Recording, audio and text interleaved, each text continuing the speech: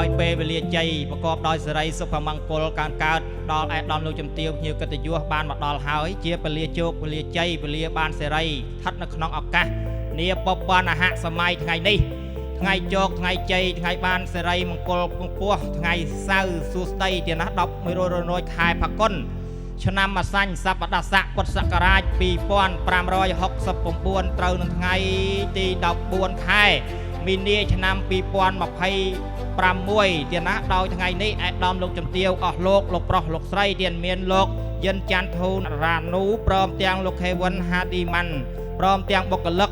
សហការីទាំងអស់គ្នាបងប្អូនកូនចៅបានជួបជុំញាតិសន្តាននៅក្នុងរោងពិធីជ័យដើម្បីសាពះយកពលាកិច្ចកម្មវិធីមង្គលបាទកោប្រកាសដាស់ជើញយាងហៅរកដល់អវត្ថុស័ក្តិសិទ្ធិដើម្បីសុំទឹកសុំដីសុំការអនុញ្ញាតពីទស្សបរមីប្រម៉ែគង្គីប្រម៉ែធរណី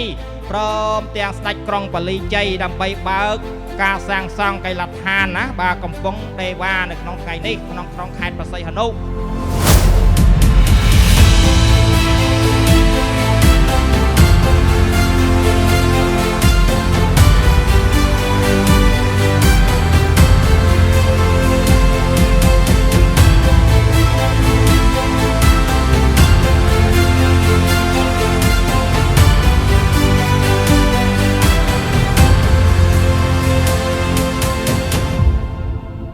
បាទសូមជម្រាបសួរអ្នកសារព័ត៌មានទាំងអស់គ្នាថ្ងៃនេះគឺជាកម្មវិធីបញ្ចុះបឋមសិលា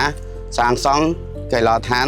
កំពង់ដេវ៉ាខ្ញុំមានក្តីរំពឹងខ្ពស់ចំពោះកីឡដ្ឋានថ្មីព្រោះវាមិនមែនត្រឹមកន្លែងបាល់ទាត់ប៉ុណ្ណោះទេវាគឺជាការប្រមូលផ្ដុំសម្រាប់សហគមន៍ជួបជុំនិងលើកទឹកចិត្តក្នុងវិស័យកីឡាក្នុងប្រទេសកម្ពុជាយើងកីឡដ្ឋាននេះគឺជំរុញក្នុងការអភិវឌ្ឍបាល់ទាត់ក្នុងប្រជាជាតិកម្ពុជានិងនៅក្នុងតំបន់ជាពិសេសខេត្តព្រះសីហនុតបផងដែរចំពោះកម្រិតកីឡដ្ឋានយើងនឹងធ្វើក្នុងស្តង់ដារប្រកួត AFC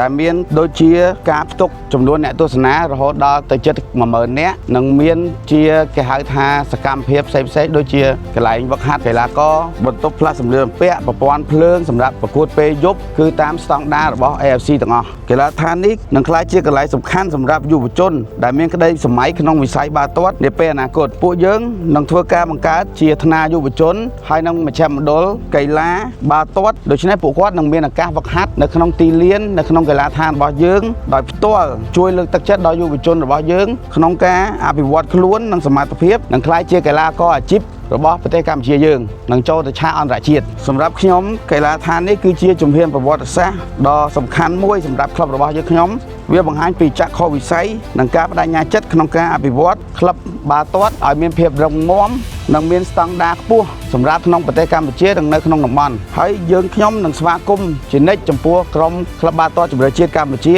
ក្នុងការប្រកួតជាលក្ខណៈអន្តរជាតិនិងជាតិនិងការប្រមូលផ្ដុំក្នុងការវឹកហាត់សម្រាប់ត្រៀមទៅប្រកួតនៅលក្ខណៈអន្តរជាតិជានិច្ចបាទអរគុណ